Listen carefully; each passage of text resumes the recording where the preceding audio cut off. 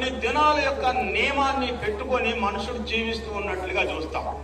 ఆ దినాలు అయిపోయిన తర్వాత పిల్లరా ఎట్లా ఉంటుంది మనుషుని జీవితం అంటే, కుక్క తోక ఎట్లా వంకరగా ఉంటుందో మనుషుని జీవితం కూడాను అట్లాగే ఉంటుంది.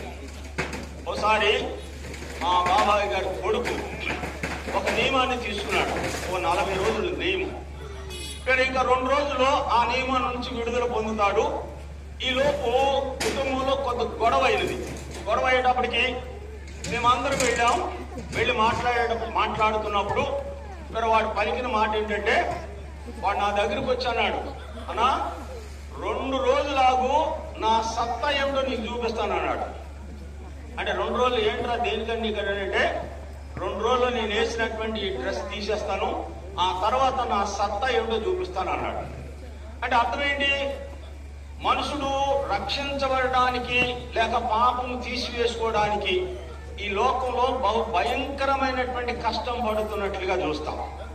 అయితే మనుషుడు చేసేటువంటి ప్రతీదీ కూడాను దేవుని దృష్టికి వచ్చేటప్పటికి ఇక్కడ మనుషుడు ఏమాత్రం కూడాను దేవుని దృష్టిలో నీతిమంతులుగా కనబడినటువంటి స్థితిని చూస్తాం. 20వ గ్రంథం 2వ అధ్యాయంలో, నీవు క్షారముతో కడుగుకొనిను విస్తారమైన సబ్బు రాసుకొనిను నీ దోషము నాకు మరక వలె కనబడుచున్నది అని సెలవించినట్లుగా వ్రాయబడి ఉన్నది.